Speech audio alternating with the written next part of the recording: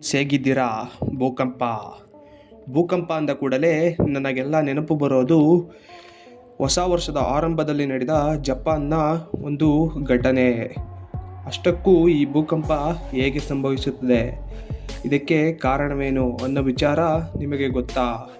ಹಾಗಿದ್ರೆ ಈ ವಿಡಿಯೋವನ್ನು ಪೂರ್ತಿ ನೋಡಿ. ನಮ್ಮ ಭೂಮಿ ಕ್ರಸ್ಟ್, ಮ್ಯಾಂಟಲ್, ಔಟರ್ ಕೋರ್ ಮತ್ತು ಒಳಕೋರ್ ಎಂಬ 4 ಪದರಗಳಿಂದ ಮಾಡಲ್ಪಟ್ಟಿದೆ. ನಾವು ನಿಂತಿರುವ ಈ ಜಾಗವನ್ನು ಕ್ರಸ್ಟ್ ಎಂದು ಕರೆಯಲಾಗುತ್ತೆ. ಭೂಕಂಪವು ಭೂಮಿಯ ಹೊರಪದರದಿಂದ ಉಂಟಾಗುತ್ತೆ. ಭೂಮಿಯ ಮೇಲ್ಮೈಯನ್ನು ನಿರೂಪಿಸುವ ಟೆಕ್ಟಾನಿಕ್ ಪ್ಲೇಟ್ಗಳ ಘರ್ಷಣೆಯಿಂದ 2 ಟೆಕ್ಟಾನಿಕ್ ಪ್ಲೇಟ್ ಬೇರ್ಪಟ್ಟಾಗ ಭೂಕಂಪವು ಸಂಭವಿಸುತ್ತದೆ.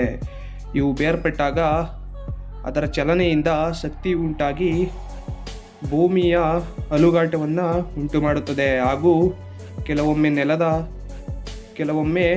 ನೆಲವನ್ನು ಸ್ಥಾನಪಲ್ಲಟ ಮಾಡುತ್ತದೆ. ಕೆಲವೊಮ್ಮೆ ಭೂಕಂಪ ಭೂಮಿಯ ಮೇಲೆ ಆಗದೆ ಸಮುದ್ರದಲ್ಲಿ ಆದರೆ ಸುನಾಮಿಯನ್ನು ಉಂಟುಹಾಕಲು ಕಾರಣವಾಗುತ್ತದೆ. ಭೂಕಂಪದ ಸಮಯದಲ್ಲಿ ಭೂಕುಸಿತ ಹಾಗೂ ಕೆಲವೊಮ್ಮೆ ಜ್ವಾಲಾಮುಖಿಯನ್ನು ಸಹ ಉಂಟುಮಾಡುತ್ತದೆ. ಭೂಮಿಯ ಒಳಪದರದಲ್ಲಿ ಕುದಿಯುತ್ತಿರುವ ಲಾವಾ ರಸ ಇರುತ್ತದೆ. ಭೂಮಿಯು ಅಲುಗಾಡುವ ಸಮಯದಲ್ಲಿ ಕೆಲವೊಮ್ಮೆ ಭೂಮಿಯ ಒಳಗಡೆ ಒತ್ತಡವು ಏರ್ಪಟ್ಟು ಕೆಲವೊಮ್ಮೆ ಜ್ವಾಲಾಮುಖಿ ಮೇಲಕ್ಕೆ ಚಿಮ್ಮುವ ಸಾಧ್ಯತೆ ಇರುತ್ತದೆ. ಭೂಕಂಪದ ತೀವ್ರತೆಯನ್ನು ಅಳೆಯಲು ರಿಕ್ಟರ್ ಮಾಪನವನ್ನು ಬಳಸುತ್ತಾರೆ. ಈ ವಿಡಿಯೋದಲ್ಲಿ ಇಷ್ಟೇ ಫ್ರೆಂಡ್ಸ್. ಮತ್ತೊಂದು ವಿಡಿಯೋದಲ್ಲಿ ಸಿಗೋಣ. ನಮಸ್ಕಾರ.